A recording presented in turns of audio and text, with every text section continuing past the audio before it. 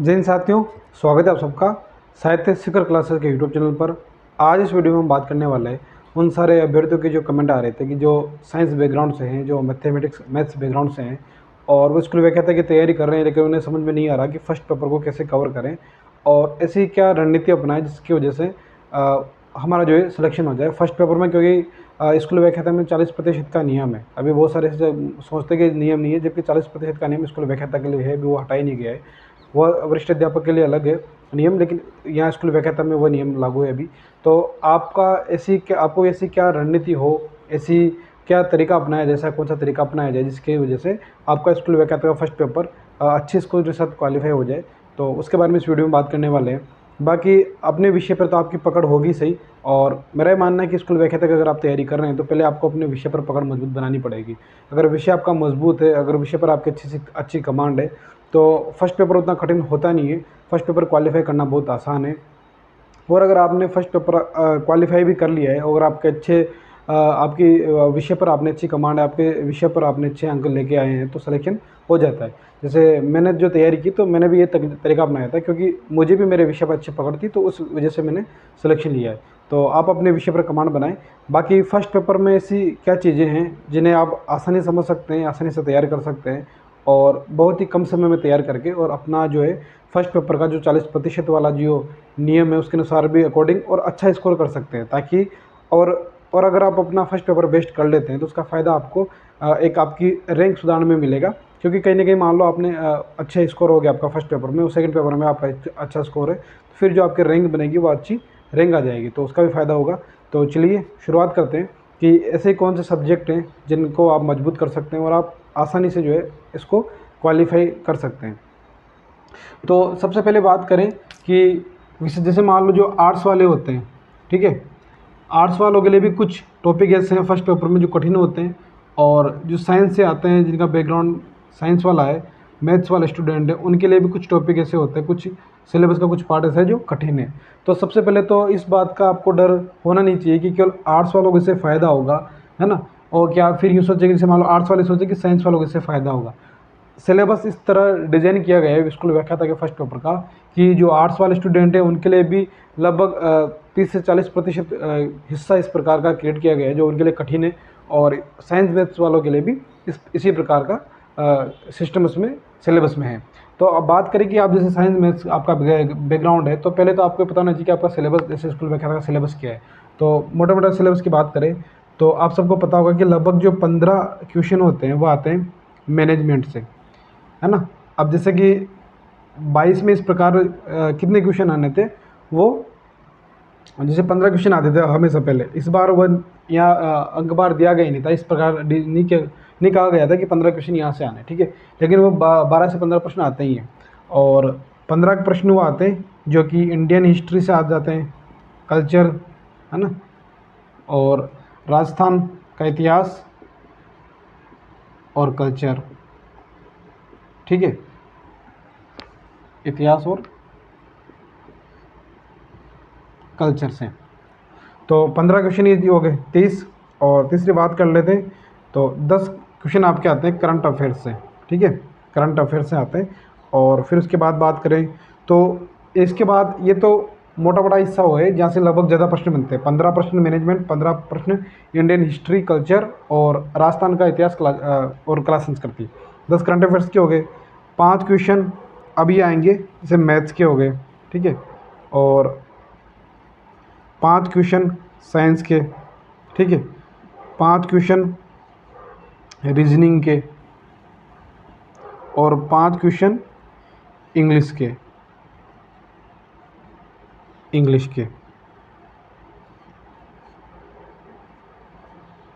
ठीक है। तो अब ये देखें कि 15 क्वेश्चन तो मैनेजमेंट हो गए, 15 Indian history culture, current affairs, और 5 मैथ्स, 5 साइंस, 5 रीजनिंग और 5 इंग्लिश के हो गए। इसके अलावा बात करें तो 5 आएंगे आपके हिंदी के आएंगे, ठीक है। और उसके बाद बात कर लेते हैं कितने हो गए, 30 और 40, 50, 60, 65, लगभग 5 प्रश्न आपके भारतीय संविधान से आते हैं, ठीक है। और संविधान के बाद आपका जो है राजस्थान का भूगोल जो है वहाँ से 5 प्रश्न राजस्थान के भूगोल से बनते हैं लगभग। अब देखो इस बार नहीं, कुछ 1-2 प्रश्न आगे ज़्यादा कम ज़्यादा हो सकते हैं, बाकी मोटा-मोटा हिस्सा यही रहता है। तो पन ये 7 15-15 30 40 50 60 70 5 75 ये हो गया आपका मुख्य हिस्सा, जहाँ से इतने प्रश्न आपके बनते हैं। अब इनमें से जैसे इस बार जैसे मान लो नया जो सिलेबस आएगा, हो सकता है उस अकॉर्डिंग आपके वापस डिवाइडेशन कर दिया जाए, और मान लो फिर भी अगर 1-2 कम हो सकते हैं, मान लो 14 की जगह 15 की जगह आपके 13-14 क्वेश्चन आ जाए या 16 क्वेश्चन आ जाए, इस प्रकार हो सकता है। बाकी ज़्यादा कुछ फेरबदल होने की संभावना नहीं है। और जैसे अभी ये बात चल रही है कि सिलेबस में परिवर्तन होगा ही नहीं होगा, तो सिलेबस में परिवर्तन होने की संभावना बहुत कम है। अगर होगा तो भी बहुत नगण्य परिवर्तन होगा, तो उससे आपको कोई चिंता करने की आवश्यकता नहीं है। तो मैनेजमेंट हो गया। अब जैसे कि जो साइंस बैकग्राउंड के जो स्टूडेंट है वो क्या कर सकते हैं, उनका कौन सा पार्ट मजबूत होता है। हम जानते हैं कि अगर जो साइंस मैथ्स बैकग्राउंड से आता है, तो मैथ्स वाले साइंस, रीजनिंग और इंग्लिश, ये 4 जो हिस्से हैं उनके तो अच्छे मजबूत होंगे, ठीक है। तो आपको मैथ्स के क्वेश्चन आप कर सकते हैं आराम से, साइंस के कर सकते हैं, रीजनिंग के कर सकते हैं और इंग्लिश के कर सकते हैं। तो सबसे पहले तो आपको इन विषय पर, तो आपको पता है कि इन पर आपके पकड़े, तो इन पर उतना ध्यान देने की जरूरत है नहीं, क्योंकि इनको आपको पकड़े। अगर आप इन्हें कम समय में भी मान के चलें कि अगर 1 महीना भी अगर इन्हें ध्यान से देखेंगे, जिसमें आप इसको अच्छे से कवर कर लेंगे, तो ये कितने क्वेश्चन हो गए आपके, 20 क्वेश्चन तो आपने यहाँ से तैयार कर लिए। अब जो साइंस बैकग्राउंड से हो या मैथ्स जिसके सब्जेक्ट रहा हो, इतना है कि 5 हिंदी के व्याकरण के प्रश्न तो उससे आराम से आते ही हैं। हिंदी तो व्याकरण के सीधे से प्रश्न आते हैं 5, तो उन्हें उसमें कोई दिक्कत होती नहीं है, सभी आराम से कर सकते हैं, भले वो किसी भी बैकग्राउंड का हो। हिंदी बेसिक सबको आती है, तो 5 क्वेश्चन हिंदी के हो गए। अब बात आती है कि सर हमें जीके याद नहीं होता, क्योंकि वो जीके कभी शुरुआत से पढ़ते नहीं है, तो उनके लिए जीके सबसे नया होता है। तो आप क्या कर सकते हैं कि जैसे करंट अफेयर्स जो हो गया और मैनेजमेंट जो हो गया, वो आर्ट्स वाला स्टूडेंट हो उसके लिए भी नया होता है, और जो साइंस मैथ्स बैकग्राउंड से आता है उसके लिए भी नया होता है। करंट अफेयर्स में जैसे कि खेल के क्वेश्चन हो गए, है ना, और बहुत सारे ऐसे आंकड़े आते हैं, साइंस के आंकड़े भी आते हैं, ठीक है। तो ये सारी चीज़ें ऐसी होती है कि इनमें करंट में भी आप अपना इंटरेस्ट ले सकते हैं, इंटरेस्ट होता भी, और करंट के क्वेश्चन भी आप आराम से कर लोगे।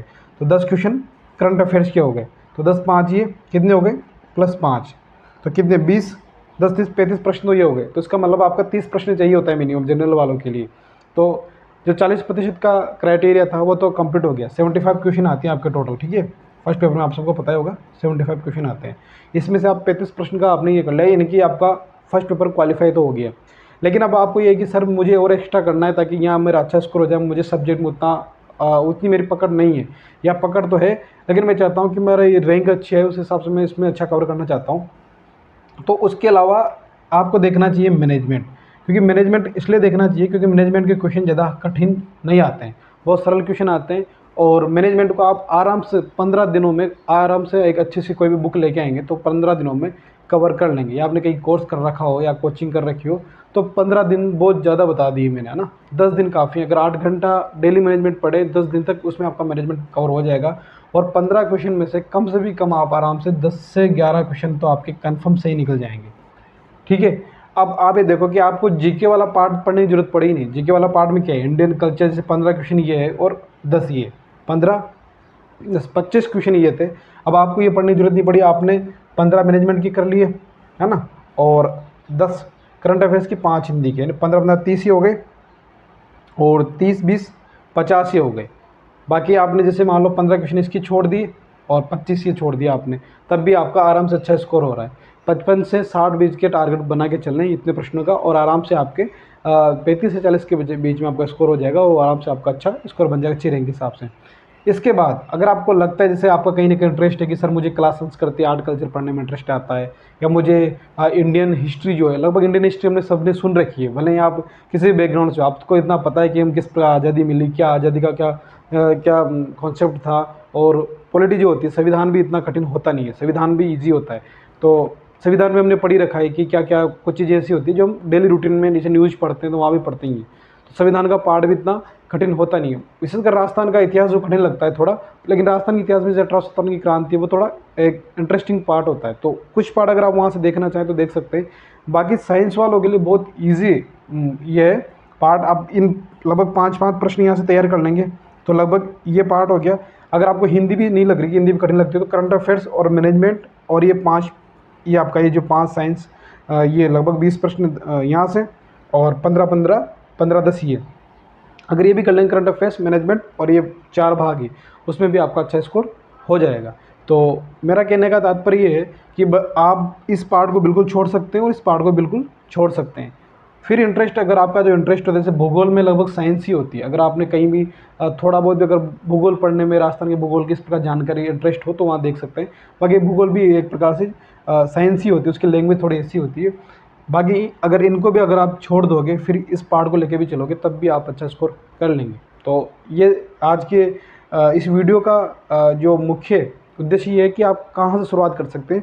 तो आप पहले अपने जो सब्जेक्ट हैं उन पर अच्छी कमांड कर लें लगभग 1 महीने तक, क्योंकि वैकेंसी तो अभी 1 साल लगेगा एग्ज़ाम होने में, आएगी तब।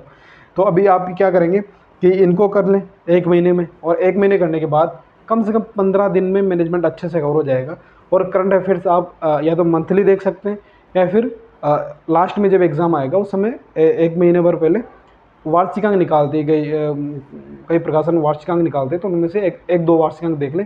एक तो थ्योरी वाला देख लें, एक ऑब्जेक्टिव वाला देख लें, उसमें आपका करंट अच्छे से तैयार हो जाएगा। और हिंदी के लिए बहुत सरल है, 5 प्रश्न निकालना। आप एनसीईआरटी की जो बुक चलती थी पुरानी 9वीं से 12वीं तक, वो बहुत छोटी बुक है, उसे अगर आप 5 दिन पढ़ लेंगे इंटरेस्ट के साथ, 6-7 घंटे पढ़ेंगे डेली, उस पर भी ये कवर हो जाएगी। और विलोम, पर्यायवाची, समानार्थी समानार्थी शब्द, ऐसे कुछ शब्द आते हैं, बहुत सीधी व्याकरण आती है, संधि समास, वो आप आराम से कवर। संधि समास वाला टॉपिक नहीं पढ़ेंगे तो भी बाकी 2-3 और भी छोटे टॉपिक वहाँ से भी आप अपना कवर कर लेंगे। तो इस प्रकार आप अपने फर्स्ट पेपर पर अच्छी कमांड कर सकते हैं, और पहले ही प्रयास में जो है आप अच्छे से चयन प्राप्त कर सकते हैं। और भी आपके मन में कोई डाउट हो किसी भी बिंदु को लेके, या आपके मन में कोई शंका हो कि सर किस प्रकार कोई चीज़ होनी चाहिए, तो आप कमेंट जरूर करें, उस पर बात कर लेंगे। और आप फर्स्ट पेपर के लिए जैसे मैनेजमेंट पढ़ना चाहते हो निःशुल्क, कि सर हमने कोई कॉस्ट नहीं ले रखा, हम बुक से पढ़ रहे और हमें कोर्स ऑनलाइन देखना है, तो साहित्य शिखर क्लासेस पे जो है बहुत जल्द जो है पूरा मैनेजमेंट निःशुल्क यहाँ करवाया जाएगा। तो आप इस चैनल को सब्सक्राइब कर लें, और भी नए साथियों को वीडियो शेयर करें। आपके मन में कोई डाउट हो, कोई जिज्ञासा हो, कुछ पूछना चाहते हैं तो कमेंट जरूर करें। और हमारा साहित्य शिखर क्लासेस टेलीग्राम चैनल है, उसे भी ज्वाइन कर लें, ताकि कोई भी नई अपडेट हो आपको मिलती रहे। और मिलते हैं अगले वीडियो में, तब तक के लिए जय हिंद, जय भारत।